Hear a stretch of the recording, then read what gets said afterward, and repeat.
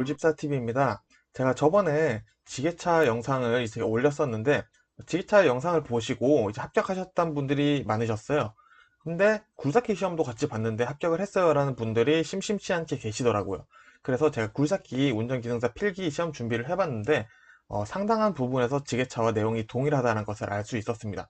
그러나 여기서 상당 부분이 동일한 거지 아예 똑같진 않기 때문에 제가 굴삭기 준비를 하시는 분들을 위해서 굴삭기 안에 있는 내용들만 가지고 정리를 해봤고요. 특히 이제 굴삭기의 구조 이런 부분들은 지게차에 나오지 않는 부분이기 때문에 가장 중요한 것은 책 없이 여러분들이 이 영상만 보시고 나서도 굴삭기 필기시험을 합격하실 수 있게 제가 준비를 해보았습니다.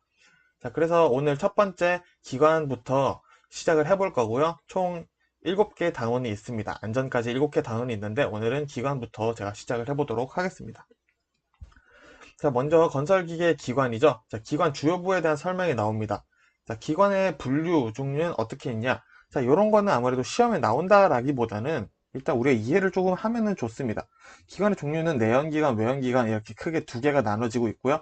내연기관 중에 이제 디젤 기관이 있습니다. 자, 우리는 디젤 기관의 중요를 하게 생각을 해야 되는 거는 국내 건설기계는 전부 다 디젤 기관을 사용하고 있어요. 그래서 디젤 기관에 대해서 시험 문제에 나올 확률이 높겠죠. 그 냉각법에 따라서 이제 공냉식, 냉각 핀을 사용한 순냉식, 그리고 액체를 사용해서 냉각을 시켜주는 방식이 있고요. 증발 냉각식, 공기 같은 걸로 이제 냉각을 해주는 기관으로 나눠진다라는 것까지 보시고 시작하면 될 것 같아요. 자, 그럼 디젤 기관의 특징 볼게요. 자, 압축 착화를 하기 때문에 점화 장치가 없다라는 특징을 가지고 있습니다. 이거는 머릿속에 넣어 주셔야 되고요. 디젤 우리가 잘 아는 것처럼 경유를 연료로 사용하고 있고 압축비가 가솔린 기관보다 높기 때문에 아무래도 경유보다 이제 가솔린이 경유보다 더 비싸게 되겠죠. 자, 디젤 기관의 장점 같이 볼게요. 열 효율이 높습니다. 그리고 인화점이 높은 경유를 사용하기 때문에 취급이 용이하다고 되어 있는데 이거는 화재점이 낮다. 인화점이 높기 때문에 화재 위험이 낮게 되는 거고요. 연료 소비율이 낮기 때문에 우리 자동차로 생각을 해봐도 연비가 좋다라고 얘기를 하죠. 자, 마찬가지 단점 볼게요. 자동차를 생각을 해보시면 좋을 것 같아요. 소음이 크죠? 그리고 진동이 있고요. 제작비가 비쌉니다. 왜냐? 디젤 기관 같은 경우에는 엔진이 튼튼해야 하기 때문에 제작비가 비싸다라는 단점을 가지고 있어요. 자, 그리고 디젤 기관 보시면은 4행정 사이클 기관이라고 있는데 이 순서만 한번 봐주시면 좋을 것 같아요. 자, 흡입, 압축, 동력, 배기 이런 식으로 해서 4행정 사이클 기관이 디젤 기관에 존재를 한다라는 거 보시면 되고요. 이제 기관에 실린더 수가 많을 경우에는 진동이 적고 가속이 원활하고 저속 회전이 용이하다. 즉 실린더 수가 더 많을수록 비싼 부품이 되겠죠. 자, 그럼 실린더 보도록 하겠습니다. 먼저 습식 라이너, 건식 라이너 이렇게 두 개가 존재를 하는데요. 디젤 기관에 사용을 하고 있는 게 바로 습식 라이너입니다. 그렇기 때문에 우리는 습식 라이너를 좀 더 중요하게 외워야겠죠. 장점으로 보시면은 정비 시 라이너 교환 쉽고 냉각 효과가 좋다라고 되어 있습니다. 자, 요거는 이해보다는 그냥 외워주시면 되고요. 건식 라이너 같은 경우는 가솔린 기관에 사용한다라는 것만 아시면 돼요. 그냥 우리나라는 디젤 방식을 거의 쓰고 있기 때문에 크게 중요하다라고 볼 수는 없습니다. 자, 연습 문제 하나 풀어볼게요. 자, 다음 중 기관 정비 작업 시 엔진 블록에 찌든 기름때를 깨끗이 세척하고자 할 때 가장 좋은 용해 액은? 자, 여기서 3번 솔벤트가 되겠죠? 엔진 오일은 아닐 거고요. 절상유도 아니고 냉각수도 아니겠죠? 자, 그러면 우리는 솔벤트라는 거를 자동차 좋아하시는 분들은 아마 이미 알고 계시겠죠? 자, 그럼 연소실의 구비 조건 이어서 보도록 하겠습니다. 연소실이란 압축 해정 시에 혼합가스의 와류가 잘 되어야 된다. 자, 와류 이렇게 단어 위주로 외워주시면 되겠죠? 자, 두 번째, 화염 전파 시간이 가능한 짧아야 된다. 자, 속도가 빨리 전달돼야 된다는 뜻이고요. 연소실 내 표면적은 최소가 되어야 한다. 그리고 가열되기 쉬운 돌출부를 두지 말아야 한다. 라는 식으로 되어 있습니다. 자, 그렇다면 우리가 여기서 외워야 되는 와류, 그리고 짧아야 한다. 그리고 내면적은 최소, 그리고 돌출부를 두지 말아야 한다. 자, 이런 식으로 외워주시면 되겠습니다. 이제 문장 전체를 다 외우기가 힘든 부분 같은 경우는 요점되는 단어를 연결해서 이렇게 연결해서 외워주시면 더 쉬운 암기 방법이 되겠죠? 자, 기관 베어링 볼게요. 자, 회전 부분의 마찰을 감소시키기 위해 사용되는 부분. 자, 베어링이라는 것 자체가 이제 사이에서 돌아가는 부분을 역할을 하는 거죠. 자, 여기서 볼게요. 오일 간극이 크면은 유압이 저하되고 윤활유 소비가 증가됩니다. 자, 그럼 작으면은 마모가 촉진되고 소결된다 라고 되어 있습니다. 자, 이런 거 같이 주시면 좋고요. 자, 베어링은 하중 부담 능력이 좋아야 되고요. 베어링은 내피로성, 마멸성, 내식성이 있어야 한다라는 특징을 가지고 있습니다. 자, 밸브 간극이 클 때 보도록 할게요. 자, 밸브 스템엔드와 로커 암 사이의 간극을 이제 밸브 간극이라고 얘기를 하는데, 정상 온도에서 밸브가 완전히 개방되지 않는다라고 되어 있고요. 자, 밸브가 크면 또 소음이 발생되고요. 출력이 저하되고 스템엔드 부분에 찌그러짐이 발생한다. 그러면 소음 발생, 그리고 밸브가 완전히 개방되지 않는다. 그리고 찌그러짐이 발생한다. 언제? 밸브 간격이 클 때. 자, 이렇게 외워주시면 되겠습니다. 자, 마찬가지로 밸브 간격이 작을 때 볼게요. 정상 온도에서 밸브가 확실하게 닫히지 않는다. 이번에는 닫히지 않는다라고 되어 있죠. 그리고 이상 연소가 발생한다. 자, 이렇게만 볼게요. 그리고 출력이 저하된다까지 이렇게 세 가지 특징이 있다는 거 보시면 되겠습니다. 자, 연습 문제 하나 또 풀어보겠습니다. 자, 유압식 밸브 리프터의 장점이 아닌 것은 옳은 것은 헷갈리시면 안 되고요. 자, 정답 바로 보도록 하겠습니다. 밸브 구조가 간단하다라고 되어 있는데, 자, 유압식 밸브 리프터 같은 경우에는 구조가 절대 간단한 게 아니라 좀 복잡합니다. 그렇기 때문에 정답이 될 수 없고, 정답인 걸 보면은 밸브 간격은 자동으로 조절이 되는 게 유압식 밸브 리프터고, 개폐 시기가 정확하다. 그리고 기구의 내구성이 좋다라는 게 장점이 되겠죠. 자, 일상 점검 정비 작업의 내용에 속하지 않는 것은 보도록 하겠습니다. 자, 엔진 오일량 매일 체크를 해야 되겠죠. 브레이크액도 점검을 하고, 자, 라디에이터 냉각 수량도 점검을 해야겠죠. 자, 연료 분사 노즐의 압력. 정답은 4번이 되겠는데, 연료 분사 노즐의 압력은 우리가 이제 운전을 시작한다고 해서 바로 확인을 할 수 있는 게 아닙니다. 어떤 정기적인 검사를 거쳐서 확인을 해야 되는 거기 때문에, 이거 같은 경우는 우리가 액을 바로 확인할 수 있는 전멸등도 있고, 뭐 경고등도 있기 때문에 일상 점검 정비 작업에 속하게 되겠죠. 자, 냉각 장치 보도록 하겠습니다. 냉각. 아까 말씀드렸던 것처럼 공냉식과 순냉식이 존재를 하죠. 공냉식은 이제 실린더 벽 바깥 둘레에 냉각 팬을 설치해 공기로 냉각을 시킨다. 공냉식, 공기. 자, 순냉식은 냉각수를 사용하여 엔진을 냉각시키며 정수나 연수를 사용한다. 자, 순냉식 냉각수를 사용한다. 이렇게 이해해 주시면 되고요. 라디에이터 보시면은, 자, 실린더 헤드 및 블록에서 뜨거워진 냉각수가 자동차 주행 중에 냉각핀에 의해서 열 교환이 이루어져 냉각된다. 자, 즉 냉각수를 다시 냉각시켜주는 역할을 하는 게 라디에이터다라고 정리를 해보시면 될 것 같아요. 조건을 보시면은 가볍고 작아야 되고 강도가 커야 되고 공기 흐름에 대한 저항이 적어야 된다라는 특징 가지고 있습니다. 자, 라디에이터 캡의 이상 원인. 자, 말 그대로 라디에이터 캡은 라디에이터의 뚜껑이고요. 자, 라디에이터 캡에 스프링이 파손되면은 냉각수의 비등점이 낮아집니다. 그리고 캡 안에 기름이 떠 있거나 기름기가 있으면 헤드 가스켓 파손 혹은 헤드 볼트가 풀렸거나 이완된 상태일 것이다 라고 우리가 예상을 해야 되고요. 자, 캡 안에 냉각수에 오일이 섞여 있는 경우 순행식 오일 쿨러가 파손된 상태이다. 자, 이렇게 되어 있는데 이런 것들은 문제가 어떻게 나오냐면은, 자, 캡 안에 기름이 떠 있다. 그러면은 무엇을 확인해 보아야 하는가? 라는 이런 식으로 문제가 나와요. 그러면은 우리는 기름이 떠 있다. 그러면은 헤드 가스킷이나 이제 헤드 볼트가 어떻게 됐는지 확인을 해봐야 된다라는 게 정답으로 나올 수가 있겠죠. 자, 냉각기기 보도록 할게요. 냉각팬. 자, 라디에이터 냉각수를 식히는 것을 돕기 위한 장치고요. 이제 이것을 냉각핀에서 냉각을 해줍니다. 자, 그리고 벨트 구동식과 이제 전동 팬이 있는데, 발전기 풀리, 크랭치크 풀리, 워터펌프 풀리. 자, 이렇게 풀리 들어가 있으면, 이거는 벨트 구동식 냉각 기기다. 냉각 팬이다. 라고 이해를 하시면 되고요. 전동 팬은 이제 팬 없이, 냉각 팬이 없이 모터로만 구동이 되는데요. 냉각수의 온도에 따라 작동이 되고요. 전동 팬의 작동과 상관없이 물 펌프, 냉각을 시켜주는 물 펌프는 항상 회전 중이다. 라는 거 같이 봐주시면 되겠습니다. 자, 연습 문제 한번 풀어볼게요. 기압식 라디에이터의 장점으로 틀린 것은, 자, 방열기를 작게 할 수 있다. 정답이고요. 네, 장점이고요. 자, 냉각수의 비등점을 높일 수 있다. 장점이고요. 냉각수의 순환 속도가 빠르다. 자, 요게 틀린 내용이 될 거고요. 냉각수의 손실이 적다가 일단 기압식 라디에이터의 장점인데요. 정답 3번 냉각수의 순환 속도가 빠르다 라고 하기보다는 이제 냉각수의 순환 속도가 느리다 라고 보시면 될 것 같습니다. 자, 한 문제 더 풀어볼게요. 이건 압력식 라디에이터 캡에 대한 설명입니다. 이런 거 신경 안 쓰셔도 돼요. 옳은 것은이죠. 자, 옳지 않은 것인지 옳은 것인지 잘 보셔야 되고요. 이건 정답 바로 보겠습니다. 자, 냉각 장치 내부 압력이 부합되면 진공 밸브는 열린다 라고 되어 있는데, 자, 라디에이터 캡에 대한 맞는 내용이 이거밖에 없다 라고 같이 봐주시면 되겠습니다.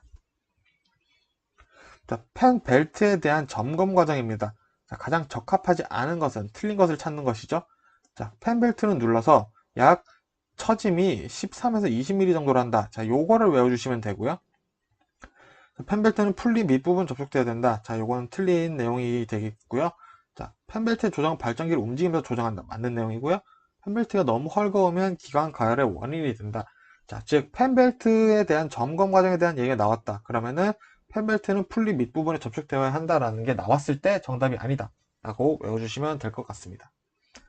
자, 부동액 볼게요. 부동액에는 글리세린, 메탄올, 에틸렌, 글리콜 이렇게 구성이 되어 있죠.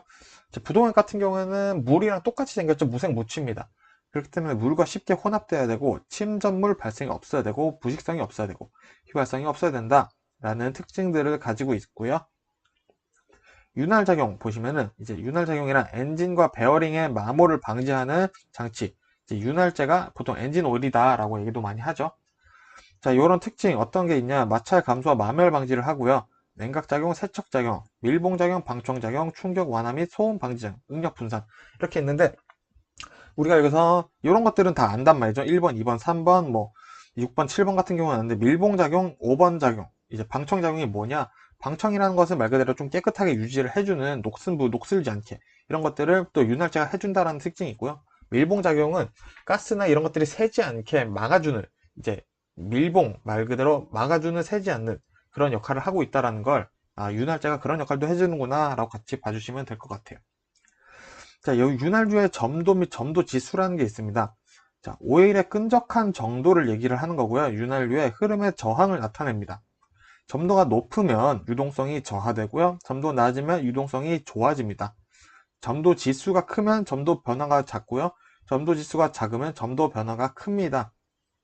자, 점도 변화가 작은 게 좋겠죠. 점도 지수가 큰 게 좋고, 점도가 높은 게 유동성이, 점도가 낮아야 유동성이 좋아진다. 요게 좋은 내용, 1번, 4번이 안 좋은 내용이라고 생각하시면 되고요. 5번, 점도가 다른 혼합하거나 제약사 다른 오일을 혼합해서는 절대 안 된다. 라는 거, 요거 시험 문제 잘 나오더라고요. 같이 봐주시면 될 것 같습니다. 자, 연습 문제 이어서 풀어볼게요. 펜기관에 사용되는 윤활유의 사용 방법으로 옳은 것은 이네요. 자, 1번 계절과 윤활유 SEA 번호는 관계가 없다. 자, 관계가 없지 않고요. 겨울은 여름보다 SEA 번호가 큰 윤활유를 사용한다. 자, 그렇지 않습니다. 자, SEA 번호는 일정하다. 자, 일정하지 않고요. 4번, 정답은 4번이 되겠네요. 열압용은 겨울용보다 SEA 번호가 크다. 정답은 4번인데, 자, 여기 정답 4번으로 좀 수정하겠습니다. 자, 여기 밑에 보시면은 겨울은 10에서 20 SA 번호를 사용하고요. 봄, 가을에는 30, 그리고 여름에는 40에서 50 사이의 SA 번호를 사용을 합니다. 그렇기 때문에 여름용이 겨울용보다 더 큰 거를 확인하시면 되고요. 요거를 간단히 외워주시면 될 것 같습니다. 자, 다음 볼게요. 자, 윤활장치, 윤활 및 여과 방식, 이제 그 중에 비산식에 대해서 한번 볼게요. 비산식이란 오일 펌프가 없습니다. 그리고 커넥팅 로드 대단부 끝에 오일 디퍼라는 게 중요하고요. 오일을 퍼올려 비산시킴으로써 윤활유를 급유하는 방식, 소형 기관에 사용된다. 자, 오일 디퍼라는 게 뭐냐면은 이렇게 있으면은 이렇게 회전축이 있으면 이렇게 달려 있어요. 요거를 오일 디퍼라고 하고요. 이게 이제 오일이 이렇게 흘러가면은 오일을 이렇게 퍼서 위로 올려주는 그런 역할을 합니다. 그게 비산식에는 오일 디퍼가 있다라고 외워주시면 될 거고요. 자, 이번 압송식 볼게요. 오일 펌프의 오일팬 내에 있는 오일을 각 윤활 부분에 압송시켜 공급하는 방식. 자, 가장 일반적으로 생각하시면 되고요. 그냥 호스 연결이 되어 있는데 요거는 어디로 가고 뭐 이런 식으로 이해를 해주시면 돼요. 요거는 뭐 이게 오일 펌프를 이제 압송시키는 방법은 아닌데 이런 식으로 이해를 하시면은 좀 더 쉽다라는 생각이 들어서 이렇게 말씀드리는 거고요. 비산 압송식이라는 게 또 있어요. 이건 압송식과 비산식을 혼합한 방법인데 그렇다는 뜻은 오일 펌프와 오일 디퍼 두 개 다 가지고 있다라는 뜻이겠죠. 자, 크랭크 축 베어링, 캠 축 베어링, 밸브 기구 등은 모두 오일 펌프로 사용이 되고 있습니다. 자, 그리고 실린더, 피스톤은 비산식인 오일 디퍼로 윤활유를 급유한다라는 방법이 있죠. 그래서 중요한 건 어쨌든 오일 펌프와 오일 디퍼 두 개 다 가지고 있는 게 비산 압송식이다 라고 외워주시면 될 것 같습니다. 자, 오일의 여과 방식 크게 세 개를 나눠지는데요. 자, 먼저 이제 전류식, 분류식이 있습니다. 근데 중요한 거는 샨트식이에요. 시험에 나오기 좋은 건 샨트식입니다. 자, 전류식과 이제 분류식을 합친 방법인데, 분류식인데, 전류식 볼게요. 오일 펌프에서 나온 오일 전부를 여과기에서 여과한 다음 윤활 부분을 보낸다. 자, 분류식은 오일의 일부는 윤활 부분으로, 나머지는 여과기를 통해 여과 후 오일팬으로 돌아간다. 자, 이렇게 나누는 거죠. 얘는 오일 전부를 윤활 분류로 보내는 건데. 자, 샨트식은 이제 그 전류식과 분류식을 합친 방법인 거고요. 여과된 오일이 크랭크 케이스로 돌아가지 않고 각 윤활부로 공급되는 방식이다. 라는 거, 샨트식은 이런 거 다 같이 외워주시면 될 것 같습니다. 윤활기기 볼게요. 오일 여과기인데, 자, 윤활기기라는 것 자체가 일단 금속 분말이나 연소에 의해 카본, 이런 찌꺼기들이 나옵니다. 그런 것들을 이제 여과를 해주는 부분이고요. 여과기가 막히면 당연히 유압이 높아지겠죠. 자, 여과 능력이 불력하면은 이제 부품의 마모가 빨라지게 돼 있고요. 작업 조건이 나쁘면 교환시기가 빨라질 수 있겠죠. 먼지가 많은 곳이라던가. 엘리먼트 교환식이라는 게 있는데, 엘리먼트 청소 시 이제 세척하여 사용한다 라고 되어 있습니다. 이거는 일단 이해가 안 되셔도 그냥 외우시면 될 것 같고요. 일체식은 엔진 오일 교환 시 여과기도 같이 교환한다. 자, 일체식은 말 그대로 그냥 한 번에 붙어 있는 거기 때문에 교환한다라는 거죠. 청소를 하는 게 아니라. 이런 방식도 존재를 한다라고 보시면 되고요. 연습 문제 하나 풀어보겠습니다. 자, 오일량은 정상이에요. 근데 오일 압력계 압력이 규정치보다 높은 경우 조치사항으로 맞는 것은, 자, 어떤 것을 확인을 해야 되나, 어떤 것을 조치를 해야 되나 보는 겁니다. 자, 오일량은 정상이죠. 그럼 오일을 보충하거나 배출할 필요는 없다라는 걸 이미 얘기를 해줬어요. 자, 그러면은 여기서 유압 밸브를 조이거나 풀어야 되는데 정답은 4번입니다. 유압 조절 벨트를 풀어줘야지 압력이 낮아지겠죠. 공간이 생기기 때문에 밸브를 좀 더 풀어주면 압력이 내려가는 겁니다. 자, 이런 식으로 이해를 해주셔야 되고요. 조이면은 오히려 꽉 막히게 되니까 압력이 높아지겠죠. 자, 엔진 오일이 많이 소비되는 원인이 아닌 것은 보도록 하겠습니다. 자, 피스톨링의 마모가 심할 때 상관은 없고요. 자, 필린더의 마모와는 상관이 없어요.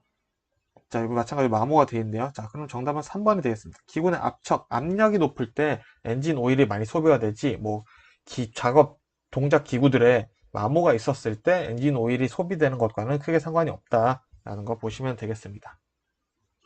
자, 그럼 디젤 기관의 연료 장치 보도록 하겠습니다. 자, 연소실을 볼 건데요. 이제 직접 분사식을 먼저 보도록 하겠습니다. 직접 분사식이란 실린더 헤드와 피스톤 헤드로 만들어진 단일 연소실내에서 직접 연료를 분사한다. 직접 연료를 분사하는 게 직접 분사식이다. 자, 흡기 가열식 계열 장치를 사용을 하고 있어요. 자, 이런 단어들만 외워주시면 되겠고요. 장점, 구조가 간단하고 연료 소비율이 낮다. 그리고 연료 효율이 높다. 단점은 분사 압력이 높아서 펌프 노즐 수명이 짧아요. 노크가 일어나기 쉬워서 연료 누출의 염려가 큽니다. 분사 노즐의 상태와 연료의 질에 민감하다 라는 것으로 단점이 구성되어 있고요. 계열 소실식, 전실식 보시면은 이거 같은 경우는 피스톤과 실린더 헤드 사이에 주 연소실 이외에 별도의 부실을 가지고 있어요. 그렇기 때문에 분사 압력이 비교적 낮아질 수밖에 없죠. 거쳐가기 때문에. 장점을 보시면은 분사 압력이 낮아요. 그렇지만 연료 장치의 고장이 적다라는 걸로 연결이 되는 거고요. 연료 성질 변화에 둔하여 선택 범위가 넓어집니다. 그리고 단점, 연료실 표면이 커서 냉각 손실이 좀 많은 게 단점이죠. 그리고 연료 소비율이 약간은 많고 구조가 복잡하다라는 거 보시면 되겠습니다. 직접 분사식은 구조가 간단했었죠. 자, 그리고 세 번째, 와류 실식. 자, 노즐 가까이 많은 공기를 와류를 얻을 수 있게 설계되어 있다. 자, 직접 분사식과 예열 소실식이 중간 정도 특성을 가진다. 뭐 이 정도로 보시면 되고요. 공기 실식 마찬가지로 예열 소실식과 와류 실식은 분사 노즐이 설치되어 있는데 공기 실식은 부실에 대칭되는 위치에 노즐이 설치되어 있다. 자, 이게 무슨 말이냐? 그러니까 예열 소실식이랑 와류 실식은 그냥 바로 분사 노즐이 연결이 되어 있어서 사용이 되는데 공기 실식 같은 경우에는 오히려 그 반대쪽 대칭되는 위치에 노즐이 설치되어 있기 때문에 그거에 다르다. 나머지는 다 똑같다. 뭐 크게 중요하지 않은 부분이기 때문에 넘어가도록 하겠습니다. 자, 노킹이 뭔지 확인을 해보도록 할게요. 자, 먼저 디젤 노킹은 착화 지연 기간 중 분사된 다량의 연소가 화염 전파 기간 중 일시적으로 이상 연소가 되어 급격하게 압력 상승이나 부조 현상이 되는 상태를 말한다. 즉, 노킹이란 그냥 압력이 갑자기 상승하거나 부조 현상이 된다 라는 걸로만 이해하시면 돼요. 중요한 건 원인입니다. 왜 노킹이 일어나느냐? 착화 기간 중에 분사량이 많거나 노즐의 분무 상태가 불량하거나 기관의 관행, 연료의 세탄가가 너무 낮을 때 노킹이 발생을 한다라는 것으로 보시면 되겠습니다. 자, 여기서 방지 방법도 보시면은 자, 요 반대입니다. 자, 원인이 이제 연료 분사 함량이 낮거나 착화 지연 시간이 길어졌을 때 이런 원인들이 있는데 요거 반대예요. 요거를 방지하려면은 일단 노즐 분무 상태를 잘 확인을 해야 되고, 자, 기관이 관행되지 않게 해야 되고, 연료의 세탄가가 높아야 되고, 분사 압력이 높아야 된다. 뭐 이런 식으로 완전 반대로 하시면은 방지 방법이 그대로 됩니다. 그렇기 때문에 따로 외우시지 마시고 노킹의 원인만 외우시고, 노킹에 대해서 반대가 되는 내용은 방지 방법이구나 라고 외워주시면 되겠습니다. 자, 연습 문제 볼게요. 디젤 엔진의 연소실에는 연료가 어떤 상태로 공급되는가? 자, 1번 기화기와 같은 기구를 사용하여 연료를 공급한다. 아니고요. 노즐로 연료를 안개와 같이 분사한다. 요게 정답이 됩니다. 이제 안개와 같이 분사를 하는 게 이제 말 그대로 분사되어 있는 거고요. 이런 건 신경 쓰실 필요가 없습니다. 나머지는 다 틀린 내용이니까 보지 않도록 하겠습니다. 자, 한 문제 더 볼게요. 작업 중인 건설기계 기관에 노킹이 발생한 경우 기관에 미치게 되는 영향으로 틀린 것은, 자, 아까 봤었죠? 자, 먼저 기관의 출력이 낮아집니다. 그리고 기관이 과열되고요. 관행, 그리고 기관의 흡기 효율이 저하된다라는 것까지 우리 아까 노킹의 원인에 있었고요. 정답은 2번. 기관의 회전수가 높아지는 것과는 노킹과는 상관이 없다라고 정리하시면 되겠습니다. 자, 분사 펌프, 분사 노즐 보도록 하겠습니다. 자, 1과목 같은 경우가 내용이 좀 많아요. 그렇기 때문에 제가 중요한 것들만 추리긴 했지만 여러분들이 집중해서 이거 잘 보시면은 뭐 지게차까지 연결되는 부분이니까 1과목에서 조금 힘을 내셔야 됩니다. 자, 분사 시기 조정기, 타이머가 있습니다. 자, 요런 거는 그냥 신경을 쓰실 필요는 없고요. 타이머가 있다. 그리고 조석기란 뭐냐? 연료의 분사량을 조절한다. 기관의 회전 속도를 제어한다. 엔진 회진 속도나 부하의 변동에 따라 슬리브, 피니언의 관계 위치를 변화해 조정한다. 자, 핵심은 슬리브 피니언의 위치를 변화시켜서 조정한다. 분사량 조절, 회전 속도 제어라는 게 조석기다 라고 보시면 되고요. 분사 노즐은 개방형과 밀폐형이 있다 정도로만 보시면 됩니다. 29번 커먼 레일 연료 분사 장치라는 게 있어요. 연료를 고압으로 엔진 연소실에 분사하는 고압 추갑기입니다. 자, 압력 형성 기능과 분사 기능이 독립적으로 움직이는 분사 장치이고요. 저압부에는 연료를 공급하는 부품으로 구성되어 있어요. 연료 탱크라던가 스트레이너, 그리고 1차 연료 펌프, 연료 필터 등이 있고요. 고압부에는 고압 펌프, 커먼레일 인젝터, 고압 연료 펌프 이런 것들로 구성되어 있습니다. 그리고 전자 제어 시스템, 여기서는 ECU, 각종 센서 등의 전자 제어 시스템들이 이렇게 구성이 되어 있다는 거 한번 머릿속에 넣어주시면 됩니다. 자, 블로바이가스. 자, 자주 나오는 내용이고요. 이해가 안 되셔도 무조건 외우셔야 되는 부분입니다. 자, 피스톤과 실린더 사이에 간격이 클 때 그 틈새로 크랭크 케이스를 통해 대기로 방출되는 가스. 어쨌든 틈새로 방출이 되는 가스를 블로바이다 라고 생각을 하시면 되는데요. 자, 기관의 출력 저하 및 오일의 희석을 야기한다. 자, 오일의 슬러지 형성을 막기 위해 크랭크 케이스를 환기해야 한다. 환기하지 않으면 블로바이 가스로 인해 오일의 슬러지가 발생한다. 즉, 블로바이 가스라는 게 발생하는 이유는 일단은 환기를 해줘야 된다. 가장 중요한 거. 얘는 환기를 해줘야 된다.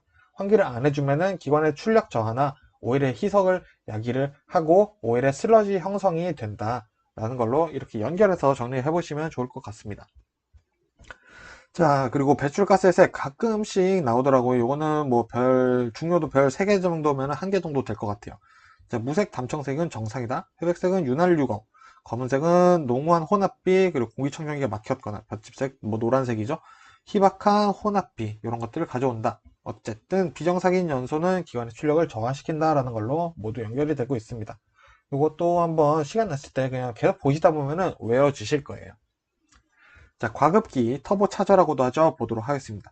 자, 실린더 내에 공기를 압축 공급하는 공기 펌프인데요. 흡기관이랑 배기관 사이에 위치를 하고 있습니다. 자, 그리고 실린더 내에 흡입 공기량을 증가시켜주는 거고요. 압축 공급을 하니까 기관의 출력이 증가가 될 거고요. 무겁지만 출력을 증대시키겠죠. 자, 자행정 사이클 디젤 기관 맨 처음에 나왔었죠. 배기가 마지막 이제 부분이었었는데 배기가스에 의해 회전하는 원심식 과급기가 주로 사용을 된다 라고 되어 있습니다. 자, 배기가 어떻게 되냐? 원심식 과급기로 회전되기 때문에 사용이 되고 있다 라고 보시면 될 것 같습니다. 말 이상하네요. 자, 터보 타저의 그럼 특징 보도록 하겠습니다. 자, 기관이 고출력일 때 배기가스의 온도를 낮춰주는 역할을 하고 있어요. 중요한 역할이고요. 고지대 작업 시에도 엔진 출력 저하를 방지합니다. 왜냐? 공기를 압축해서 보내주기 때문이죠. 자, 3번 과급작용의 저하를 막기 위해 터빈실과 과급실에 각각 물 재킷을 두고 있다 라고 되어 있고요. 회전력이 증대가 되겠죠. 엔진 출력이 올라가기 때문에. 자, 그렇다는 것은 어쨌든 기관 출력이 향상되는 것과 연결이 된다 라고 보시면 되겠습니다. 어쨌든 터보차저는 좋은 역할을 하고 있다. 자, 그럼 연습 문제 볼게요. 배기 터빈 과급기에서 터빈 축의 베어링의 급유로 만든 것은, 자, 요거는 앞서 제가 말씀을 드리진 않았지만 바로 외우시면 됩니다. 기관 오일로 베어링의 급유를 해주면 된다 라고 바로 외워주시면 되겠습니다. 자, 기출 문제들을 제가 어차피 다 뽑은 거니까 문제도 같이 외워주세요. 자, 요렇게 해서 일단은 일과목 건설기 기관에 대해서 제가 말씀을 드렸고요. 문제를 외우실 때 긴 부분 같은 경우에는 단어를 뽑아서 단어 위주로 외워주시는 게 오히려 더 효율적일 것이다 라는 말씀 드리고 싶고요. 저는 이어서 두 번째 이제 굴삭기 전기 부분 강의를 준비해 보도록 하겠습니다. 감사합니다.